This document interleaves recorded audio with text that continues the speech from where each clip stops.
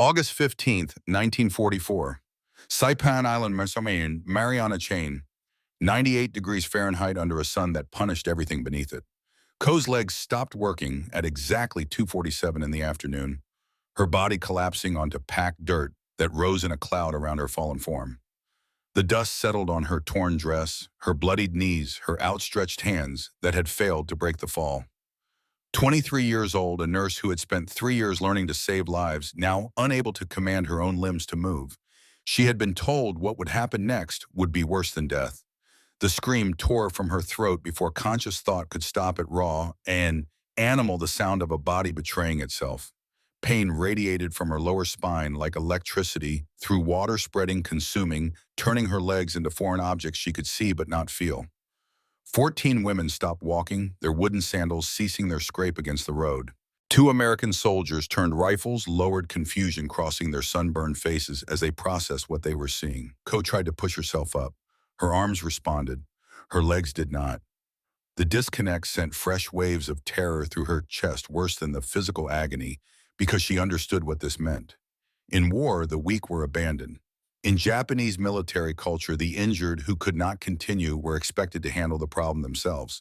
She had seen it. She had helped prepare the means. A small blade, a quick cut, honor preserved. But when the American medics saw her twisted body on that road, they did not laugh. They did not walk away. They ran toward her. And that choice, made in seconds by men who owed her nothing, would shatter everything 15 women believed about their enemy. The story begins 2 weeks earlier, when Ko still believed the propaganda. July 30th, Japanese military hospital, Saipan. Ko moved between cots arranged in rows inside what had once been a school building, now converted into a makeshift medical facility that smelled of antiseptic, failing to mask gangrene. 40 beds, 38 occupied, 2 soldiers dying despite her best efforts.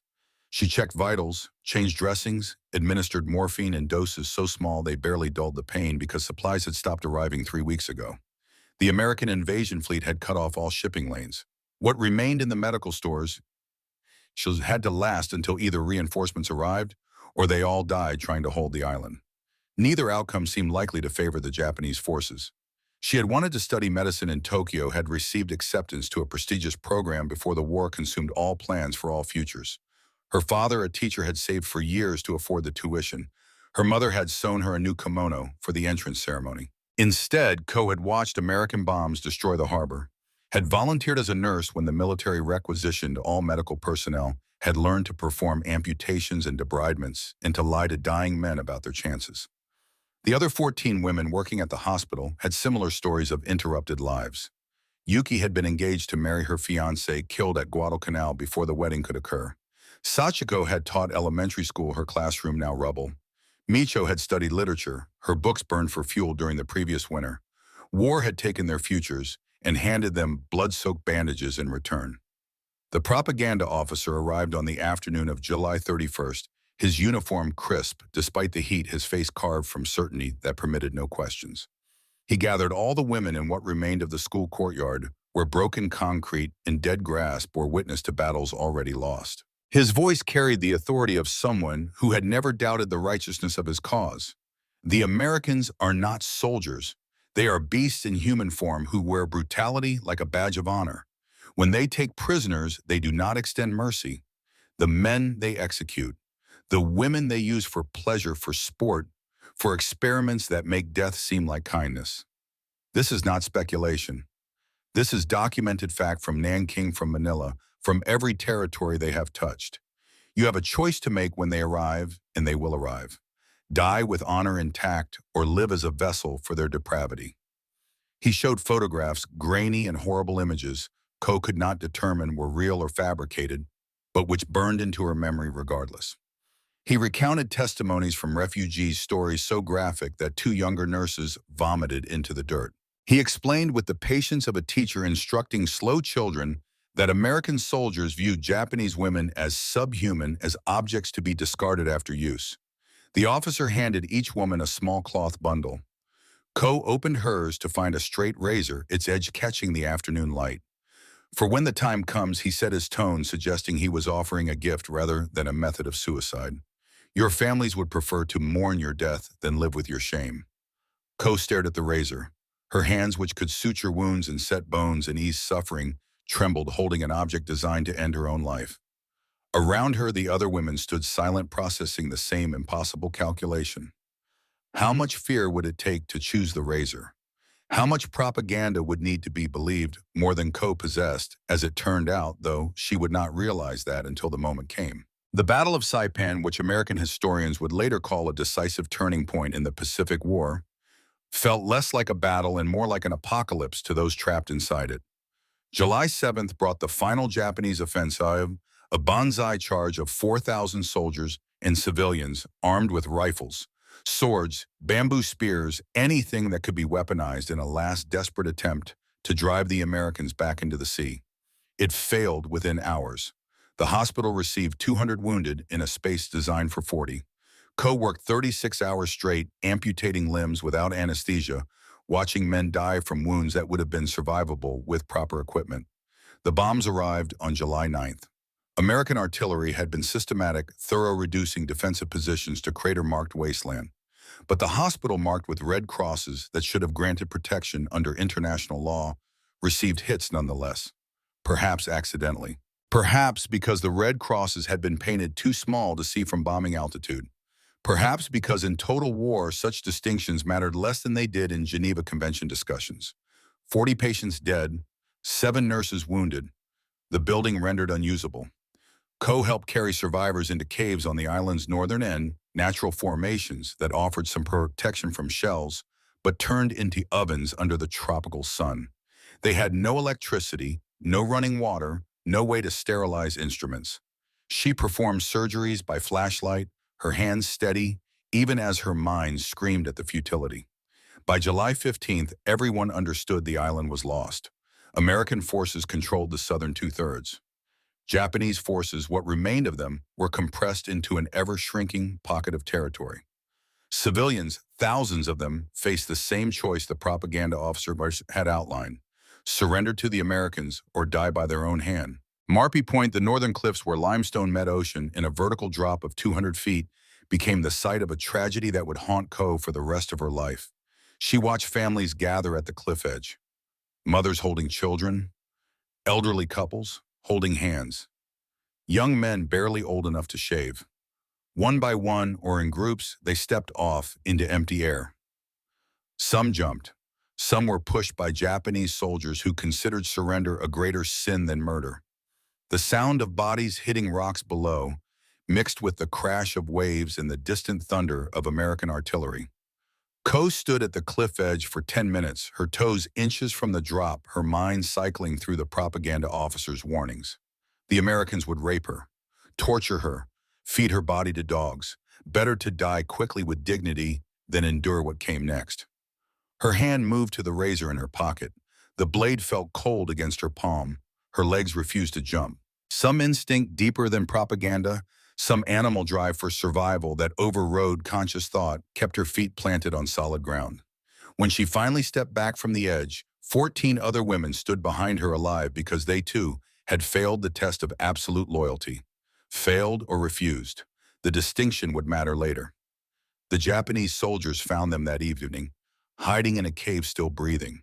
The beating started immediately. Rifle butts against ribs, boots against backs, open-handed slaps that split lips and loosened teeth. You dishonor the emperor. You disgrace your families.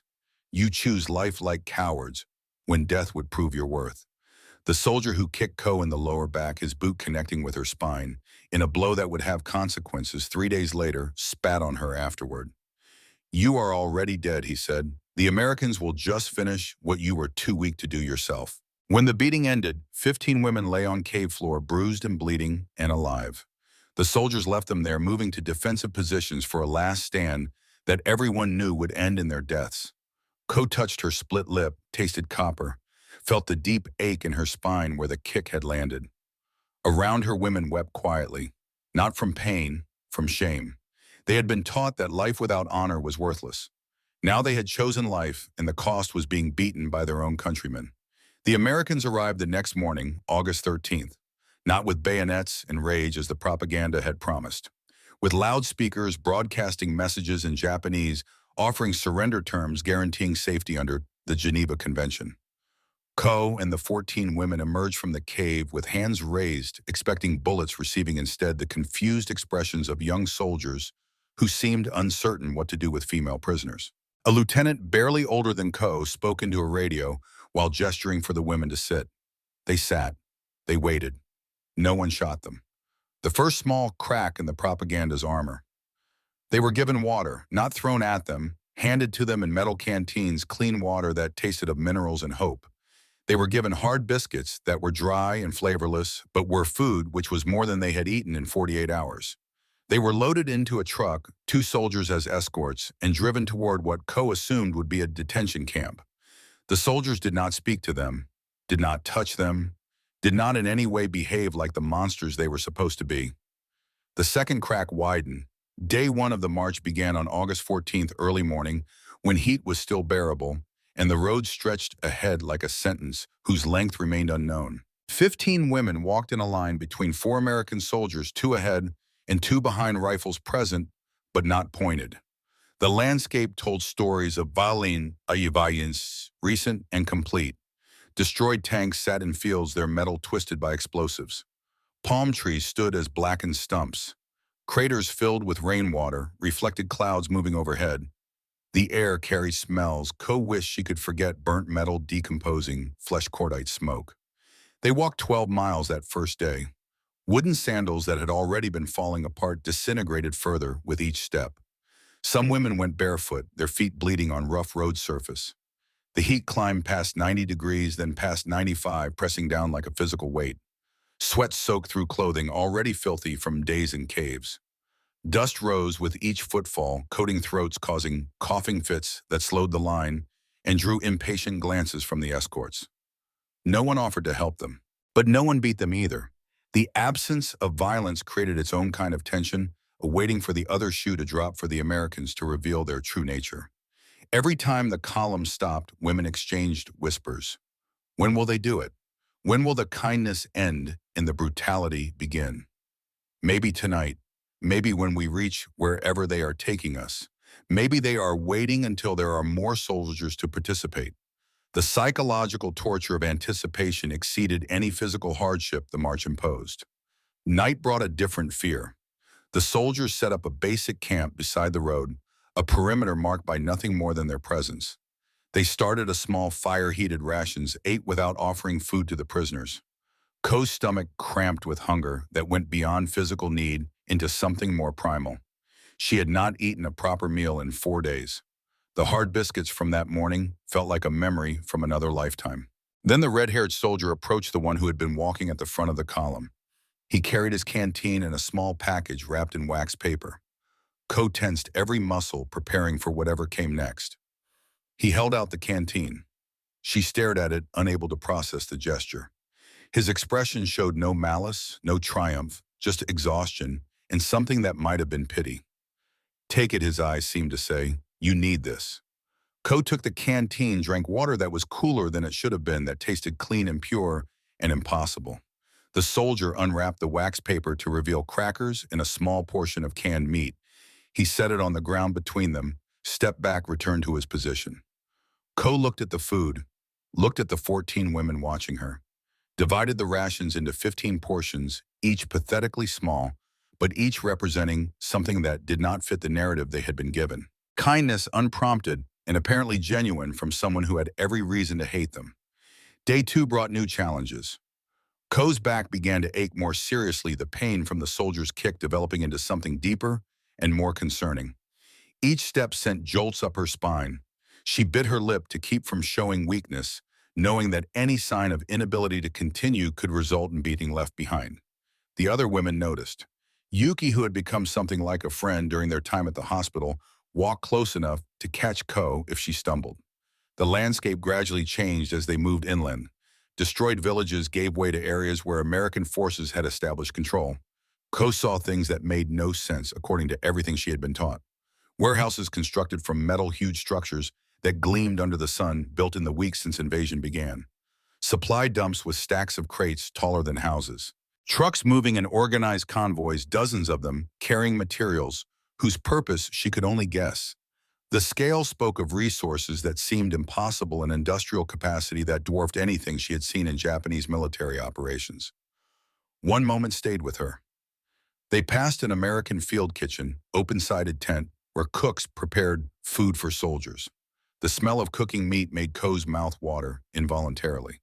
But what struck her was not the food itself. It was the amount being thrown away.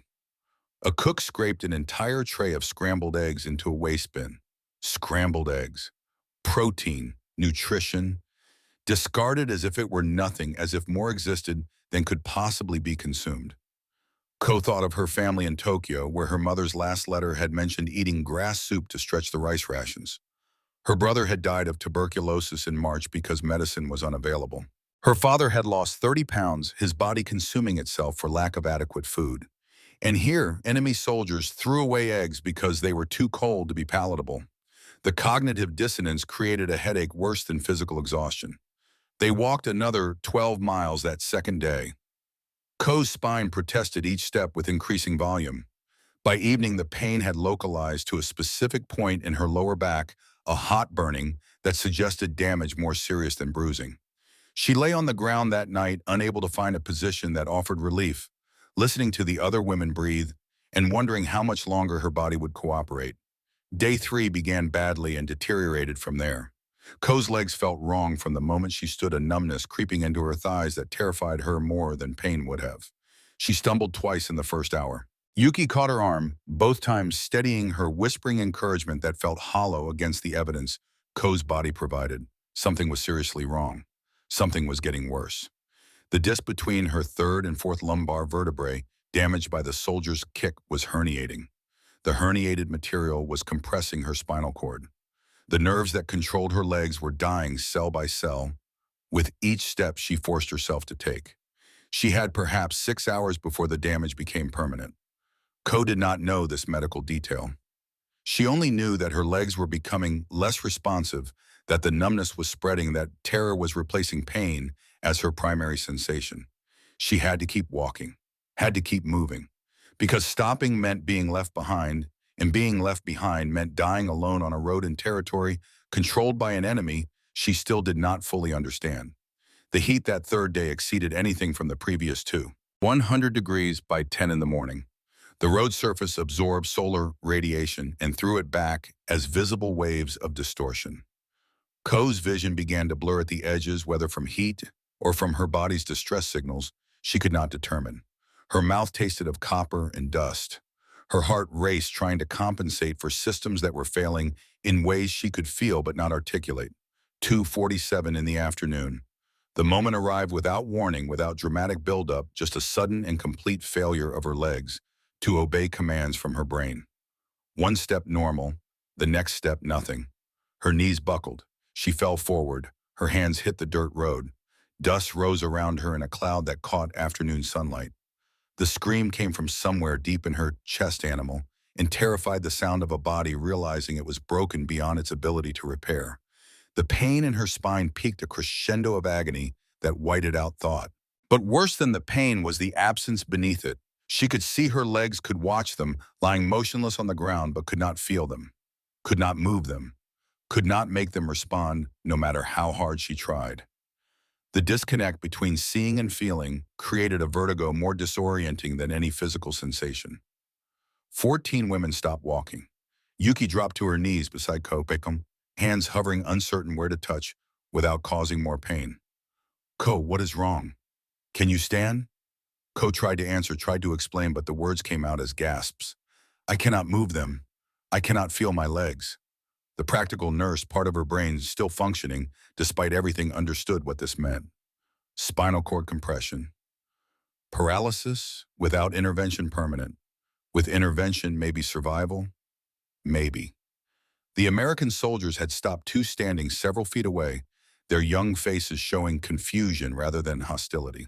One of them, the tall soldier with red hair, who had given Ko water the previous day, called something in English. His tone suggested concern rather than anger, a question rather than a command. He pulled a radio handset from his shoulder. Webbing spoke quickly into it, his eyes moving from Ko to the women surrounding her and back. The other women formed a protective circle, instinct overriding logic. Ko was helpless on the ground. The Americans were still technically the enemy.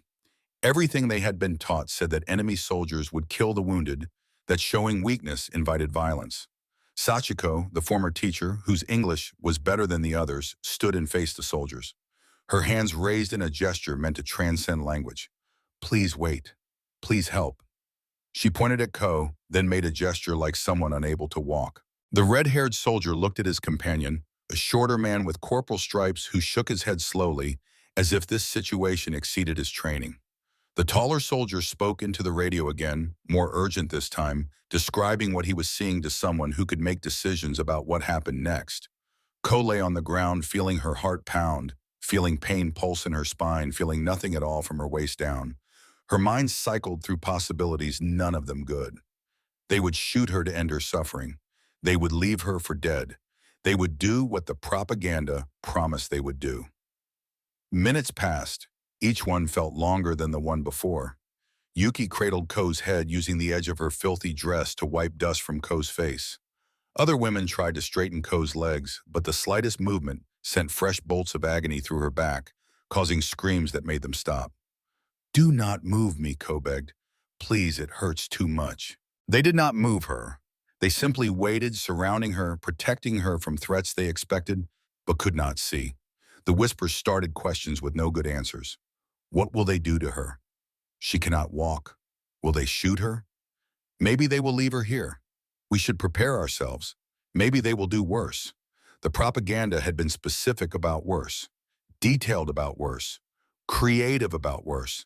And now Ko was vulnerable, helpless, at the mercy of soldiers they had been taught showed no mercy.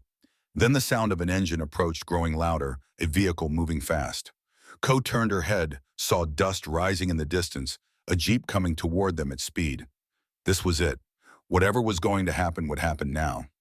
The jeep skidded to a stop 20 feet away, tires throwing gravel. Two men jumped out, but they were not regular soldiers. Different uniforms. White armbands with red crosses, medical personnel, army medics. The first medic was young, maybe 25, with dark hair, and a face that carried the kind of seriousness that came from seeing too much death too young. The second was older, gray at his temples, wearing glasses that reflected the sun. They carried bags over their shoulders and moved with practiced urgency that suggested this was not their first medical emergency in a war zone. They walked quickly toward the group of women, and the Japanese prisoners instinctively moved back their protective circle, widening to let the Americans approach, but maintaining presence as if proximity could somehow protect Ko from whatever came next. The young medic held up his hands, palms out, a gesture of peace that transcended language barriers. He said something in English, his voice calm and steady, the tone carrying reassurance even though the words meant nothing to Ko's ears. He pointed at Ko, then at his medical bag, then made a gesture of examining someone. Sachiko understood before the others. He wanted to look at Ko, to help her or to determine if she was worth saving or to do something that Sachiko's English was not sufficient to predict.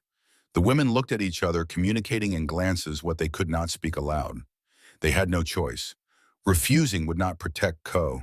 The Americans had guns, had authority, had every advantage. Slowly, reluctantly, they parted, creating space for the medics to approach. Ko watched them come, every nerve that still functioned, screaming warnings her body was too exhausted to heed. The young medic knelt beside Ko on the dusty road. He set his bag down, opened it with practiced efficiency, revealing contents that Ko's nurse training allowed her to identify despite her fear. Bandages, bottles of clear liquid, instruments in sterile packaging, syringes, morphine vials, real medical supplies, not the scraps they had been working with at the hospital. He looked at Ko's face, at her tears, and his expression softened into something Ko had not expected. Compassion, genuine human compassion. Then he smiled, not a cruel smile, not a mocking smile meant to hurt before causing pain. A kind smile, the kind you give to someone who is suffering, to tell them they are not alone, that help has arrived, that the worst might be over.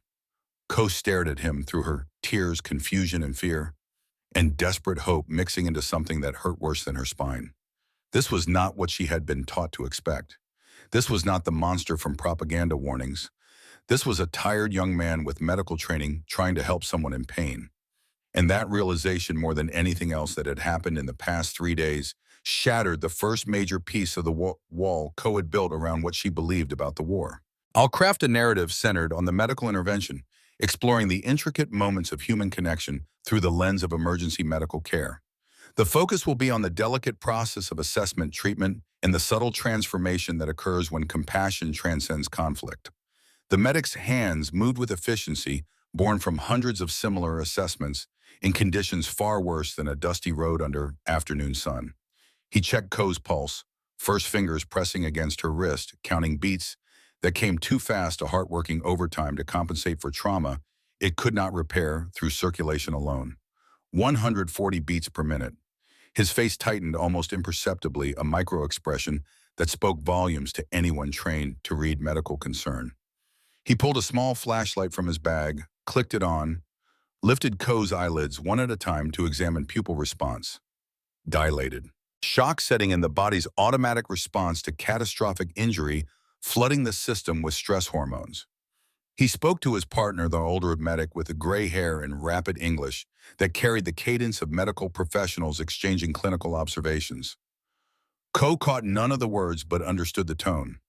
Serious, complicated, urgent. The young medic gestured toward Ko's spine, asking a question she could not understand. Where does it hurt? Show me where the pain is worst. Ko pointed to her lower back, the specific spot where fire seemed to originate and spread. My back, my legs, I cannot feel them. She spoke in Japanese, knowing he would not comprehend, but needing to communicate somehow to make him understand that time was a factor she could feel slipping away with each numb second.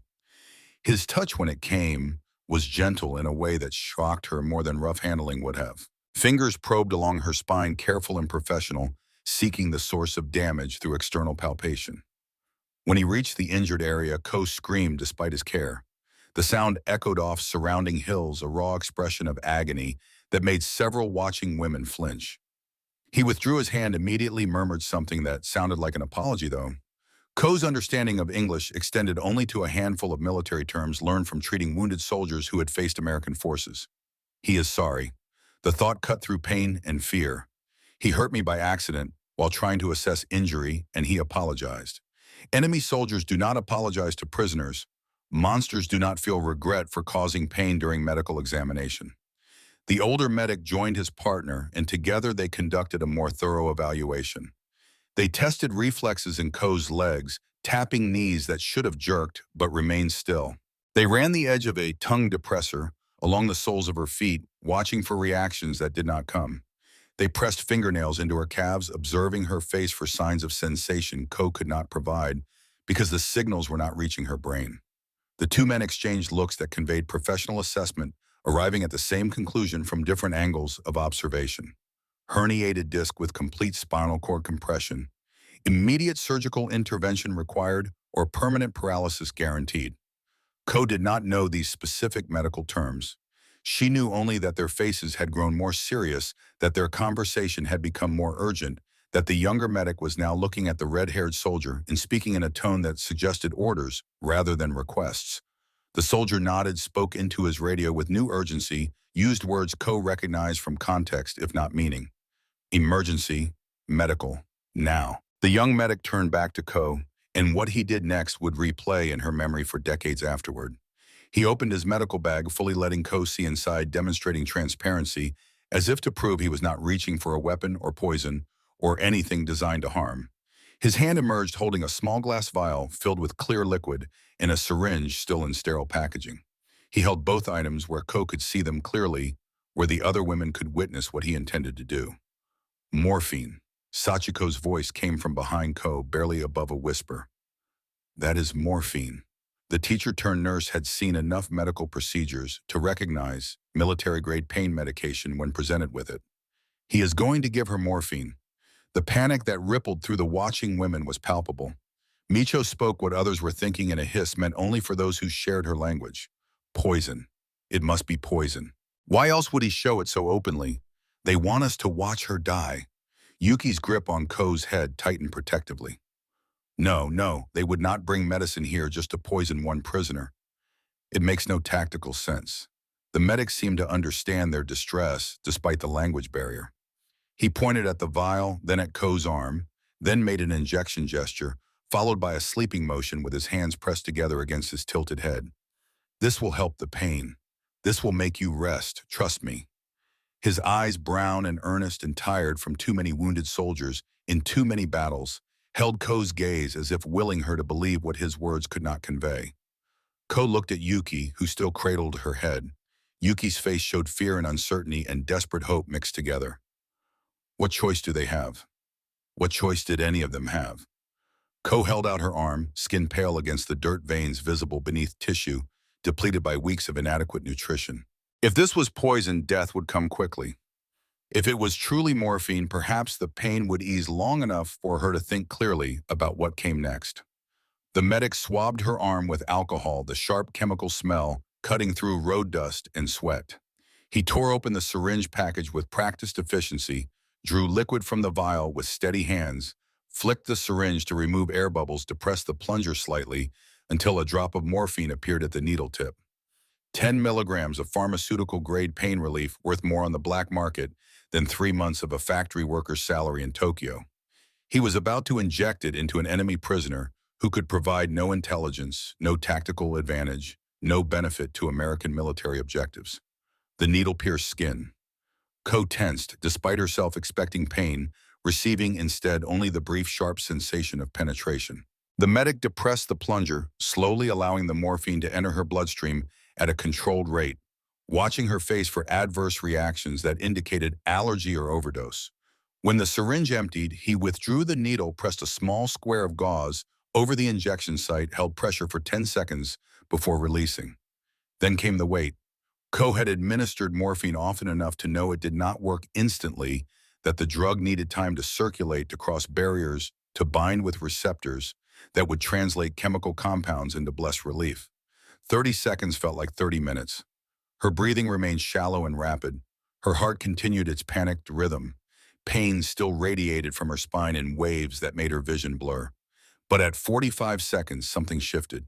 The edges of the pain began to soften, sharp agony dulling to something more manageable. At 60 seconds, Ko's hands unclenched fingers that had been digging into dirt, relaxing against her will. At 90 seconds, her breathing slowed, deepened, found a rhythm that suggested her body was no longer in pure survival mode. The morphine was working, dulling signals that had been overwhelming her nervous system, creating space between sensation and suffering.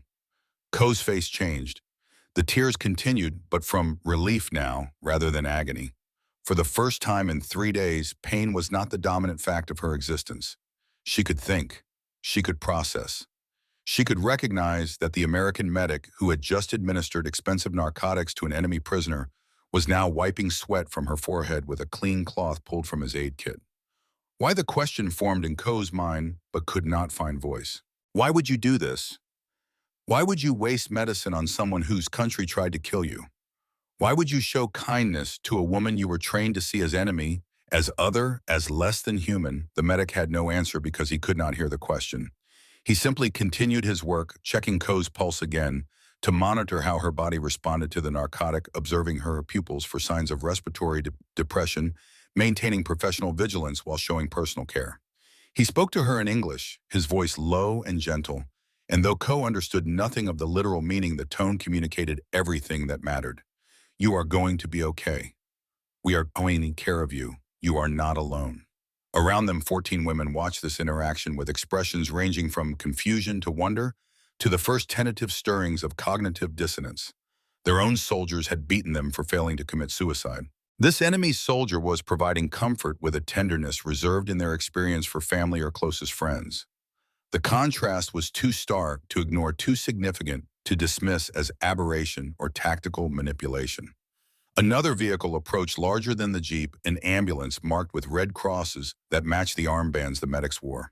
It pulled up, close rear doors opening to reveal a stretcher secured to an interior rack, an equipment Ko recognized from her nursing training. Proper medical transport, not a truck bed, not rough handling. A vehicle designed specifically to move injured patients with minimal additional trauma. 2 more medics climbed out, bringing the total to 4 Americans, now surrounding one paralyzed Japanese nurse. The older medic, the one with gray hair and captain's insignia, Ko now noticed on his collar, spoke to the newcomers with hand gestures that supplemented his English. He pointed at Ko's spine, made a gesture indicating compression, showed with his hands how the herniation was affecting nerve function.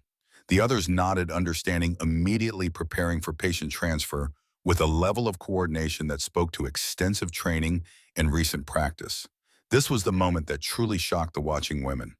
The medics did not simply grab Ko and throw her onto the stretcher as one might handle cargo or livestock. They worked with meticulous care that bordered on reverence. The captain explained something to his team, making gestures about spinal precautions, about maintaining alignment, about the critical importance of not causing additional injury during movement. They positioned the stretcher on the ground beside Ko, taking time to ensure it was level and stable. Then they produced a backboard, rigid plastic designed to immobilize the spine during transport. Working in synchronized coordination developed through repetition, they rolled Ko slightly onto her side while one medic slid the board beneath her. The movement caused pain, even through the morphine haze, and Ko gasped. They stopped immediately, waiting until her breathing stabilized before continuing. When they lowered her onto the board, they did so in increments, one medic supporting her head, another supporting her shoulders, a third supporting her hips, the fourth supporting her legs. 4 grown men treating a single wounded woman as if she were constructed from crystal rather than flesh and bone. They secured her to the board with straps, careful not to cinch them tight enough to restrict breathing or circulation. They placed rolled towels on either side of her head, creating cushioning that would prevent lateral movement during transport.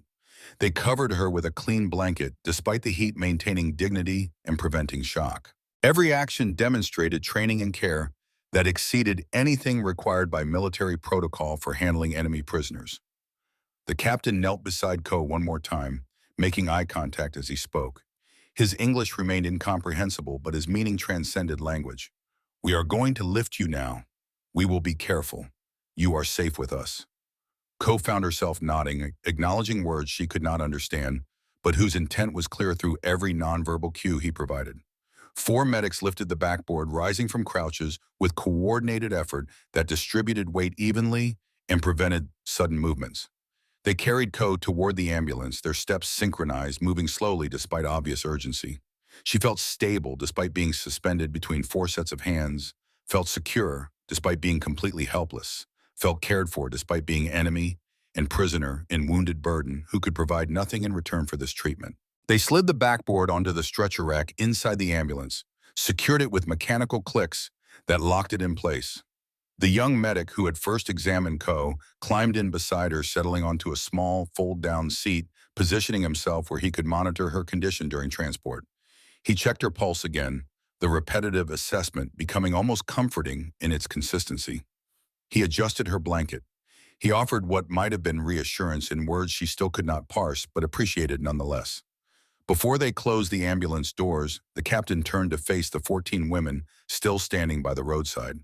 He pointed at them, then at himself, then made a following gesture. He was telling them something, offering something, making some kind of decision that affected their immediate future. The red-haired soldier, who had been part of their original escort, spoke to another soldier who had arrived with the ambulance convoy. A brief discussion ensued, ending with the second soldier waving toward a regular transport truck parked behind the ambulance. He was gesturing for the women to board the truck.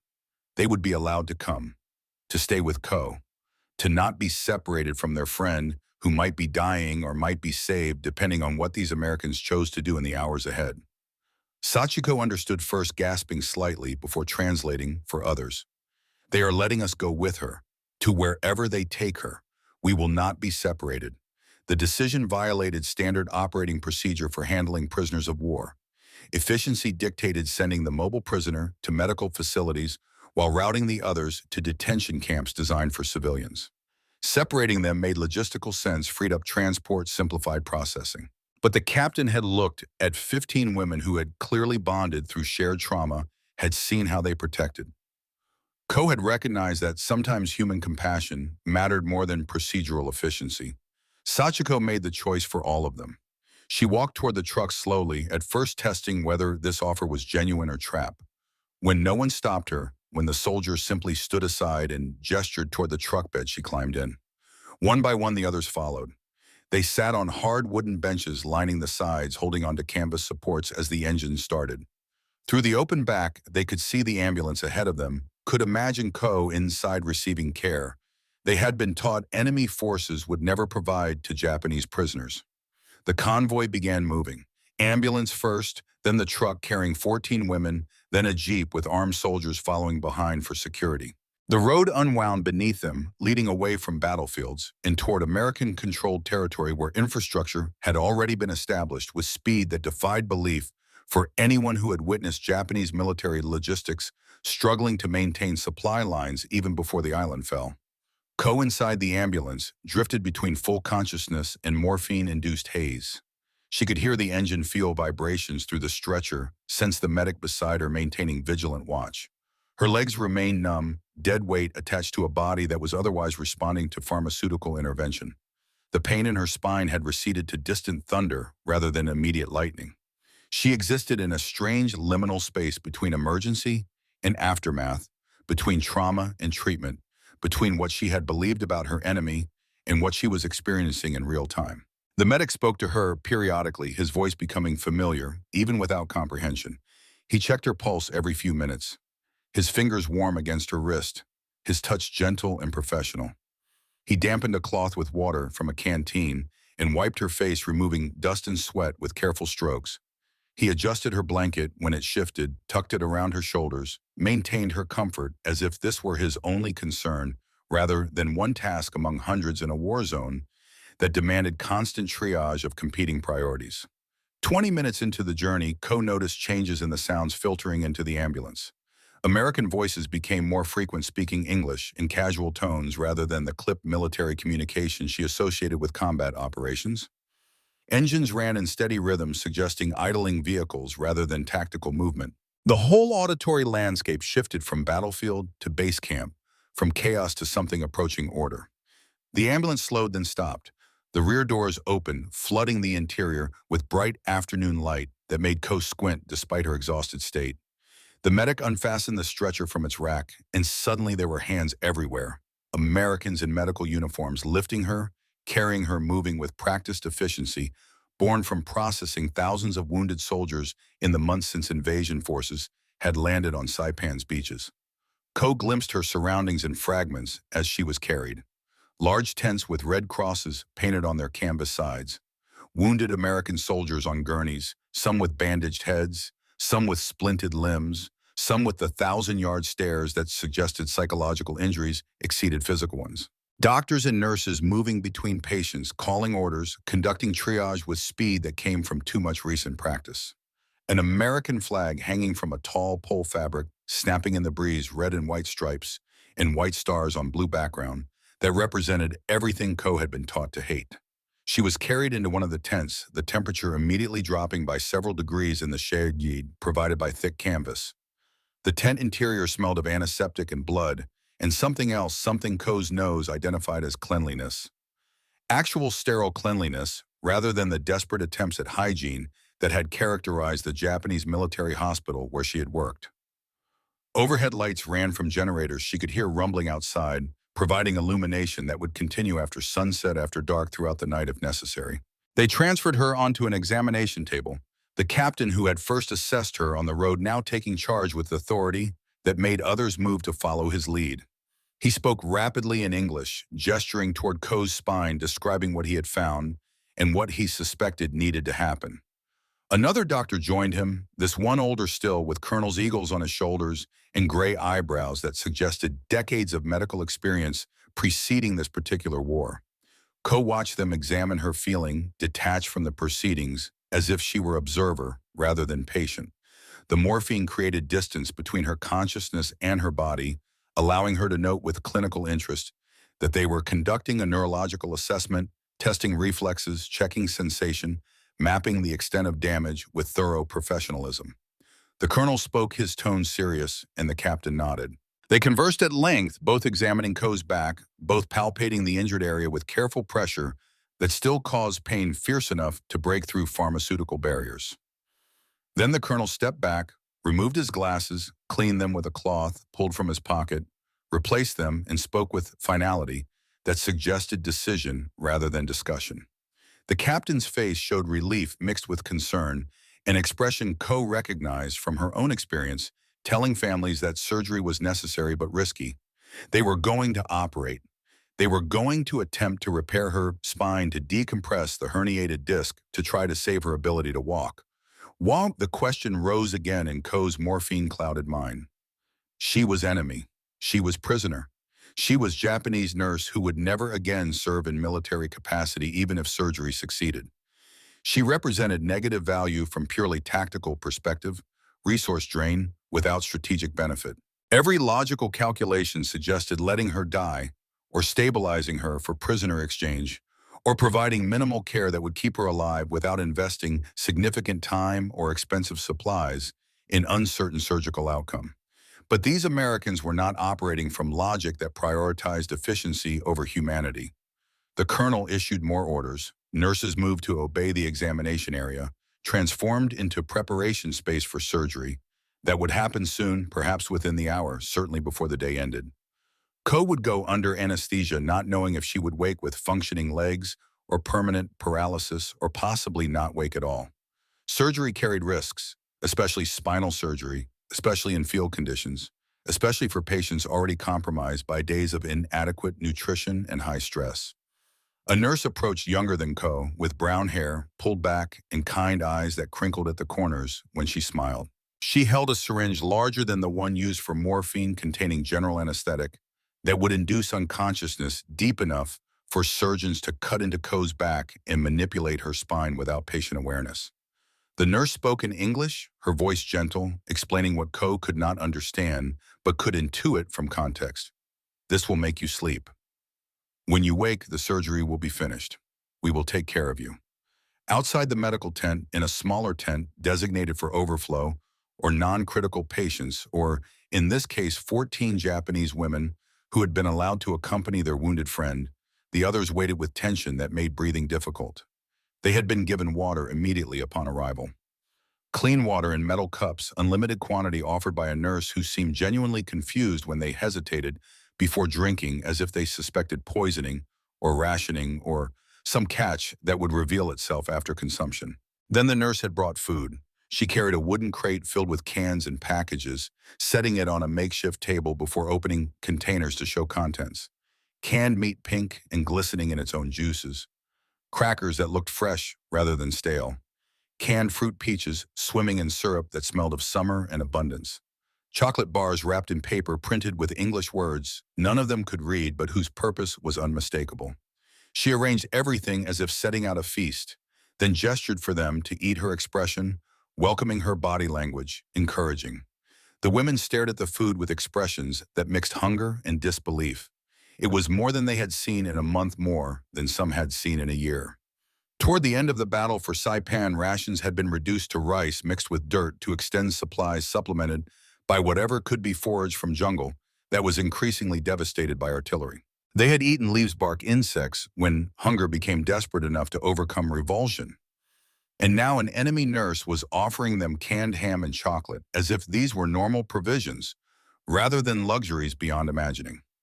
Yuki reached for a cracker first, her hand trembling slightly as she picked it up, half expecting someone to slap it away or demand payment or reveal that this apparent generosity was actually test or trap. She bit into it carefully, her eyes widening as flavor registered. It was real, actual food, not rotten, not moldy, not mixed with sawdust or contaminated with mold or any of the compromises they had learned to accept. The cracker tasted of wheat and salt and normalcy from a world they had almost forgotten existed.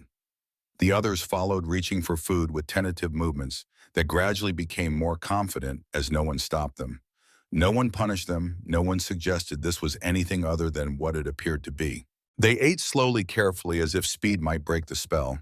Some cried while eating, tears mixing with food in their mouths, emotion overwhelming them, as bodies long denied adequate nutrition received sudden abundance. Micho held a chocolate bar, turning it over in her hands, reading English words that meant nothing but looking at the paper as if it might explain why enemies were feeding prisoners food that was better, richer, more carefully produced than anything available to Japanese civilians in Tokyo. She unwrapped one corner, broke off a small piece, placed it on her tongue. The chocolate melted sweet and rich, a taste of peacetime luxury in the middle of war. She sobbed quietly, clutching the rest of the bar to her chest. The nurse watched them eat with an expression that suggested sadness, rather than judgment, pity rather than contempt. She said something in English, her tone sympathetic, her eyes reflecting understanding that needed no translation. I am sorry you were so hungry. I am sorry this happened to you. Then she left, returning to her duties with wounded soldiers who needed attention, leaving the crate of food behind as if it were nothing, as if more existed than could possibly be consumed, as if abundance was default rather than exception. The women sat in silence after eating, processing experiences that contradicted everything they had been taught to expect from American forces. They had been beaten by their own soldiers for refusing to die. They had been fed by enemy soldiers who owed them nothing. The inversion was too complete, too undeniable to dismiss as anomaly or propaganda in reverse. Something fundamental in their understanding of the war, of their enemy, of themselves, was fracturing under the weight of accumulated evidence. Through the tent opening, they could see the larger medical tent where Ko had been taken. Activity visible through canvas that was not quite opaque suggested procedures underway. Surgery, perhaps intervention, certainly. They could only wait, could only hope, could only reckon with the reality that their friend's survival now depended entirely on the skill and willingness of American doctors to save a life that held no tactical value to their military objectives. Surgery lasted 3 hours and 47 minutes, a duration the 14 women could only track by watching shadows move across tent canvas as afternoon gave way to evening. No one came to update them. No one explained what was happening beyond that canvas barrier, separating them from their friend who might be dying under American scalpels. They sat in silence, punctuated by occasional whispers, each woman alone with thoughts that spiraled through fear and hope, and confusion about why enemy doctors would invest hours trying to save one paralyzed prisoner. Lieutenant Sarah Anderson, the nurse who had brought them food, returned as the sun touched the horizon. Her uniform showed bloodstains on the sleeves, evidence of long hours in surgical assistance, but her face carried something that looked like cautious optimism. She stood in the tent entrance, waiting until all eyes focused on her before speaking words they could not understand but delivering them with body language that transcended linguistic barriers. She made a gesture like someone lying down, then sitting up, then gave a thumbs-up signal. Successful. The surgery was successful. Sachiko understood first, the former teacher, whose English extended far enough to recognize positive indicators even without catching specific vocabulary. She gasped, translated for the others in rapid Japanese that carried relief like a flood breaking through weakened dam. Ko is alive. The surgery worked. She will walk again. The tent erupted in controlled chaos, women crying and embracing and releasing tension that had been building since the moment Ko collapsed on that dusty road. Anderson smiled at their reaction, her exhaustion visible, but eclipsed by satisfaction that came from delivering good news to people who had clearly expected the worst. She gestured for them to follow, leading them across the compound toward a different tent, smaller and quieter, where patients who had survived critical procedures were moved for recovery and monitoring. Inside, under lights powered by generators that created steady illumination untouched by sunset, Ko lay on a real bed with clean white sheets and a pillow supporting her head at an angle that suggested someone had considered her comfort rather than merely her survival. Ko was conscious but heavily sedated, her eyes half open and struggling to focus, her face pale against white linen. A thin tube ran from her arm to an intravenous drip hanging from a metal stand, delivering fluids and possibly antibiotics into her bloodstream. Bandages wrapped her lower back, thick gauze covering surgical incisions that had been closed with stitches, careful enough to minimize scarring. Her legs lay motionless beneath a light blanket, and for a heart-stopping moment, Yuki thought the surgery had failed, that Ko would remain paralyzed despite American intervention. Then Ko's right foot moved. Just a twitch, barely perceptible, but movement where there had been none before. Ko's eyes found Yuki's face, recognition dawning slowly through pharmaceutical fog. "You are here," she whispered, her voice weak but present. "You are really here." Yuki rushed to her side, taking Ko's hand carefully to avoid disturbing the IV line. "We are here. We are all safe. How do you feel? Tired?" Ko admitted what was obvious from every exhausted line of her body. "Confused. They fixed my back. The American doctors. They did surgery on my spine." She looked down at her legs with an expression mixing wonder and disbelief. I can feel them again. I can wiggle my toes. Look.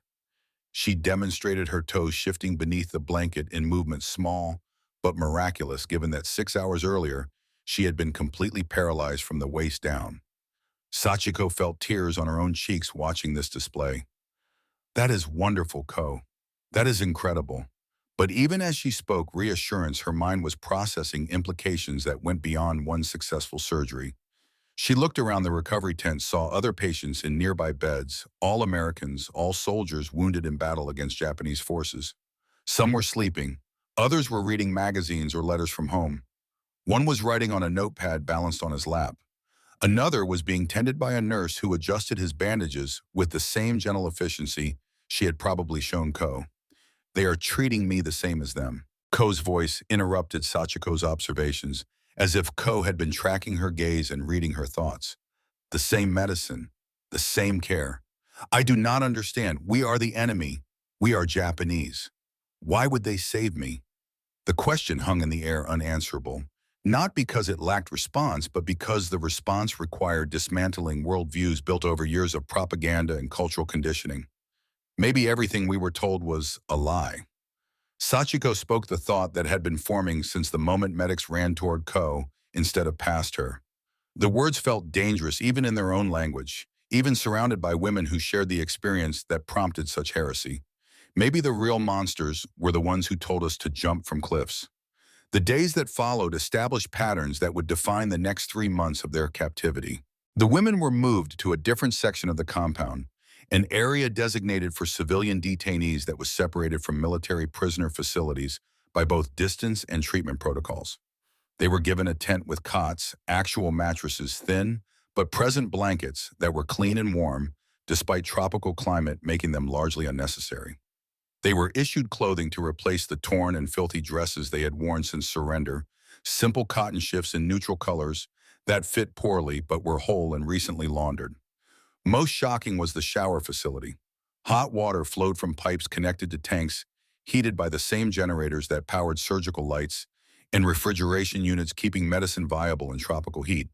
Soap was provided rectangular bars that smelled of flowers, rather than the harsh, lye-based military soap they remembered. Towels hung on hooks, white fabric that would show us every stain, and yet was given to them as if cleanliness were default expectation rather than luxury reserved for those with resources to maintain it. Micho stood under hot water for 20 minutes the first time, letting it wash away weeks of accumulated grime and fear and shame. She cried while bathing, mourning and celebration mixing into tears that ran down the drain along with dirt that had seemed permanent. The simple act of being clean felt almost obscene, given where she had been 3 days prior, what she had expected from enemy captivity, how far reality had diverged from prophecy. They were given work assignments, though the term felt inadequate for what was actually requested rather than ordered. A sergeant whose job involved coordinating civilian labor asked through a Japanese-American translator if they would be willing to help in the kitchen doing light preparation work like peeling vegetables or washing dishes. Willing. The word itself was revolutionary. Prisoners were not asked for willingness. They were assigned tasks and punished for refusing. But this American sergeant stood with his hat in his hands, his posture suggesting request, rather than command, waiting for their response, as if they had genuine choice in the matter. Sachiko agreed on behalf of the group, less because they wanted to work than because refusing seemed churlish, after everything else they had been given.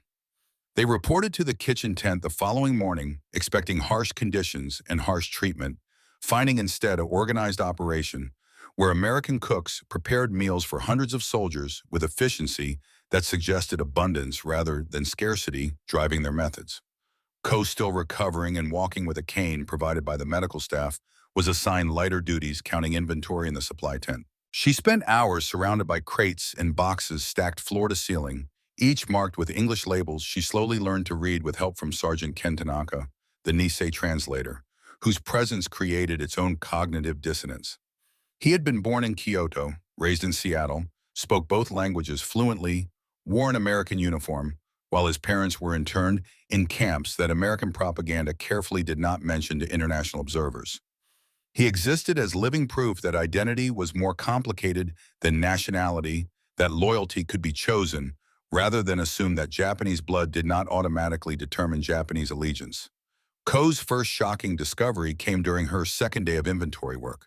She was counting boxes of medical supplies, checking quantities against manifests, when she realized that one storage tent contained more morphine than the entire Japanese military hospital on Saipan had possessed during her entire tenure there. Boxes of syringes still sealed in sterile packaging, crates of sulfa drugs used to prevent infection, gallons of plasma for blood transfusions. The abundance was staggering, incomprehensible, obscene when considered against memories of performing amputations without anesthetic, because supplies had run out weeks before the final battle commenced. She mentioned this to Tanaka during a break, her voice carrying confusion she could not hide. There is so much. How do you have so much? Tanaka's expression showed something like sadness mixed with resignation. America is big, he explained in Japanese, more formal than her own dialect. Very big, with factories that run day and night. They make more than they need and send the extra here. The war in Europe and the war here, both supplied by production that never stops. He gestured at the surrounding tents. This is one base, there are hundreds like it, all supplied the same way. Ko tried to process the implications. In Tokyo, her mother's last letter had mentioned waiting in lines for hours to receive rice rations that were barely sufficient to sustain life. Her younger brother had died of tuberculosis in March because streptomycin was unavailable, at any price the drug simply not existing in quantities adequate to treat civilian populations. And here Americans had so much medicine, they stored it in tents where tropical humidity threatened to reduce its effectiveness before it could even be distributed. The disconnect created vertigo worse than any physical sensation. Kitchen duty brought its own revelations for the women assigned there. Yuki watched a cook scrape an entire tray of scrambled eggs into a waste container, explaining through Tanaka that the eggs had gone slightly cold and regulations required serving hot food to maintain morale and prevent illness. An entire tray, 40 eggs by Yuki's count, protein enough to feed her family for a week, discarded as inadequately fresh. She thought of her father, a fisherman before the war, who had written that he was eating seaweed soup mixed with rice and feeling grateful for days when there was enough to have 2 meals instead of 1. Micho witnessed similar waste with bread. Loaves that were baked that morning but had developed hard crust by afternoon were thrown away rather than served. Not moldy, not spoiled, simply not soft enough to meet standards that assumed abundance allowed such discrimination. She carefully set aside 3 loaves during her shift, wrapping them in cloth to take back to the tent, unable to reconcile throwing away food that was still perfectly edible. When the cook noticed he did not reprimand her, he simply nodded in understanding, crossing his face. "You can take it," he said through Tanaka. "We will not need it."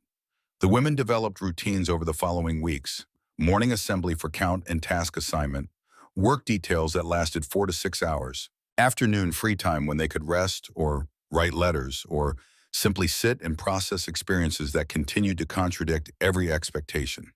Evening meals taken in a separate area but prepared in the same kitchens that fed American soldiers, the food identical in quality and quantity, as if prisoner status conferred no nutritional penalty. Ko's recovery progressed faster than the American doctors had predicted, her youth and previous health working in her favor, despite weeks of malnutrition preceding her injury. She graduated from cane to walking unaided within 10 days, her gait slightly unsteady but functional. Captain Rodriguez, the surgeon who had operated on her spine, checked her progress weekly with professional satisfaction that seemed to transcend any nationalistic considerations. "You are healing well," he would say through Tanaka, his hands probing her back to assess surgical site integrity. "The swelling is going down. The nerves are regenerating. You should regain full function within 3 months." Ko bowed each time he examined her, the gesture automatic and deeply Japanese, expressing gratitude that English words could not adequately convey. Rodriguez bowed back awkwardly, but sincerely respecting her culture even as he represented everything she had been taught to hate. The exchange became ritual, 2 people from nations at war treating each other with dignity that warfare seemed designed to destroy.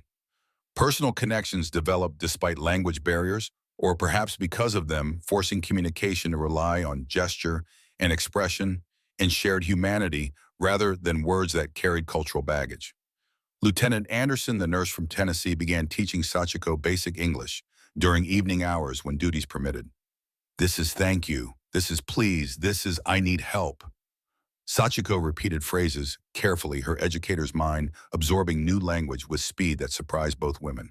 Anderson showed photographs of her two sons, ages 5 and 7, boys with gap-toothed smiles and scraped knees visible in black and white images. I miss them, she said, her voice carrying ache that needed no translation. I left them to come here, to heal people, even enemies. Sachiko looked at the photograph, seeing not American children, but simply children, small humans who missed their mother while she worked in a war zone thousands of miles from Tennessee. You are good mother, Sachiko managed in broken English. Come here, help people, show boys how to be kind. Anderson's eyes filled with tears. She blinked away quickly, professional composure reasserting itself, but not before Sachiko saw that nurses missed families just like teachers did. That separation hurt regardless of nationality, that maternal love transcended whatever political circumstances had created this war. A wounded soldier provided another moment of connection that would stay with Ko for decades. She was walking past the recovery tent, practicing her gait under Rodriguez's orders to build strength when a voice called out in English. Hey, you walk now.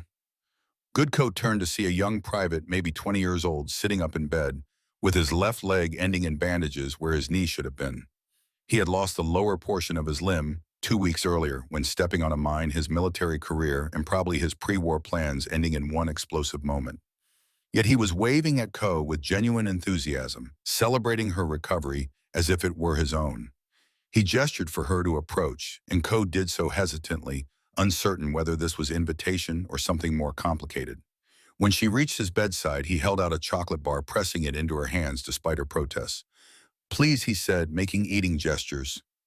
You deserve happy. Ko stared at the chocolate, then at his face, then at his missing leg. This soldier, who would never walk again, was giving her candy to celebrate that she could walk.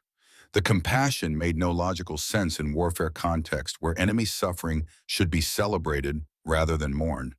But it made perfect human sense, the kind that existed before nations taught people to hate strangers who spoke different languages. Ko accepted the chocolate with a bow so deep it nearly doubled her over. Thank you, she said in English, one of the few phrases she had learned. Thank you very much. The soldier grinned, gave a thumbs up, returned to reading a letter from home that probably explained to family that he would be coming back different than he left. Ko walked away with chocolate bar clutched in both hands, crying quietly. Understanding, fragmenting under accumulated weight of kindness from sources propaganda had promised, would show only cruelty. October brought the first letters from Japan Communications that arrived through neutral Sweden's Red Cross system, allowing limited contact between prisoners and families. 12 of the 15 women received messages. 3 did not, their families either unable to send communications or dead in circumstances the Red Cross forms did not specify. Yuki's letter came from her parents' ink, slightly smeared as if written hastily or with shaking hands. Beloved daughter, we are joyful. You live though we grieve, you surrendered. Tokyo receives bombs weekly now. Food grows scarcer. Your brother passed from tuberculosis in August. No medicine available despite searching. But we endure for the Emperor's glory. Do not trust Americans regardless of treatment. They will execute prisoners when convenient. Stay strong, maintain honor, die before allowing defilement. Yuki read the letter 3 times each reading, making comprehension more difficult rather than easier. Her brother was dead. Dead from tuberculosis. Dead from lack of streptomycin that Americans stored in tents where Ko counted supplies. Dead because Japan's medical infrastructure could not produce or import sufficient quantities of drugs that American medics administered to enemy prisoners without hesitation. The irony was too cruel to process cleanly. Her family instructed her to expect execution, to prepare for death, to maintain honor through any means necessary. Yet she sat in a tent with a real mattress, having eaten 3 solid meals that day, having showered in hot water that morning, having spent the afternoon peeling potatoes alongside a cook who had made jokes through Tanaka about his terrible Japanese pronunciation. Where was the execution? When would the cruelty begin? How long could treatment, this contradictory to expectations, persist before revealing itself as elaborate, psychological torture preceding some awful revelation? Other letters carried similar themes. Warnings about American brutality. assurances that families would understand if prisoners chose death over continued captivity, reminders that emperor and nation expected sacrifice rather than survival. The disconnect between written warnings and lived reality created cognitive dissonance so severe that several women spent evenings staring at letters as if repeated reading might reconcile contradictions that only deepened with examination. Micho's letter mentioned that her mother was eating grass soup to extend rice rations, the family diet reduced to vegetation and hope. Ko thought of the kitchen waste she had witnessed, the bread thrown away for being slightly hard, the eggs discarded for being insufficiently hot. American cooks disposed of more food each day than Micho's family consumed in a week. The math was simple and devastating.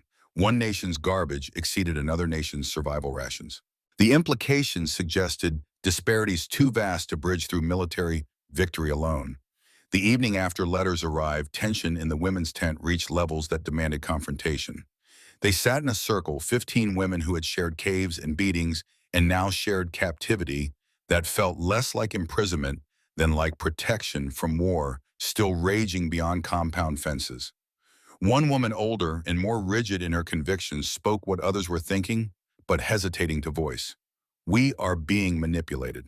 This treatment is designed to break our spirits, to make us traitors who will speak against Japan when the war ends. They feed us so we feel grateful. They heal us so we feel indebted. They show kindness so we forget they are enemy who caused this war, who attacked our nation, who killed our soldiers and destroyed our cities. This is strategy, sophisticated propaganda. We must resist.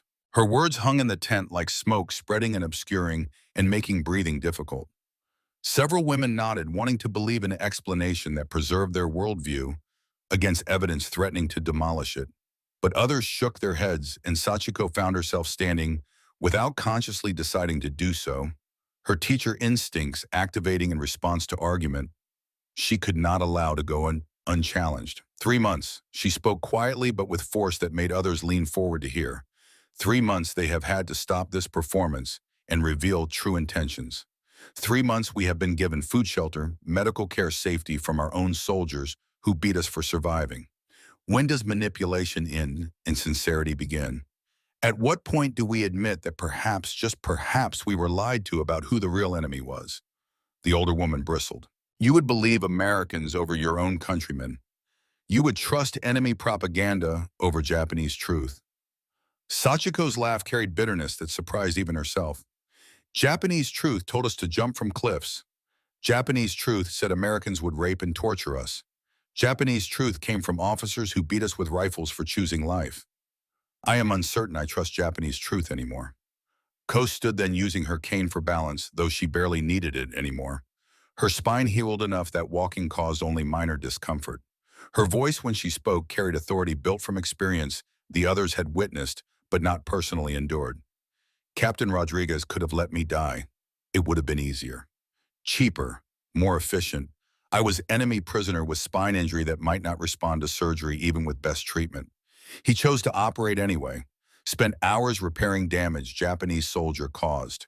Used medicine worth more than everything my family owns. For me, enemy prisoner. Why? The older woman had no immediate answer, her mouth working soundlessly as she searched for explanation that fit her preferred narrative. Ko pressed the advantage. Because he is doctor. Because doctors heal. Regardless of nationality. That is principle. That is who he is. And we had principles too once. But our principles said I.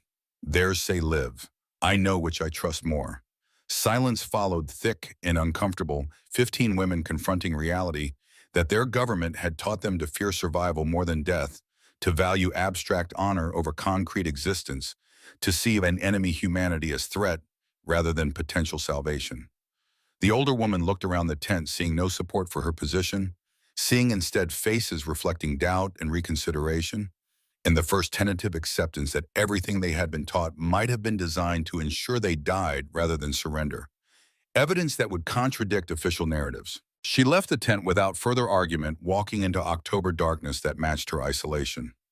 The remaining 14 sat in renewed silence, processing transformation that had been building since Ko collapsed on that dusty road, and Americans ran toward her instead of away. Some cried, Others stared at letters from families who warned of dangers that had not materialized while ignoring kindnesses that had.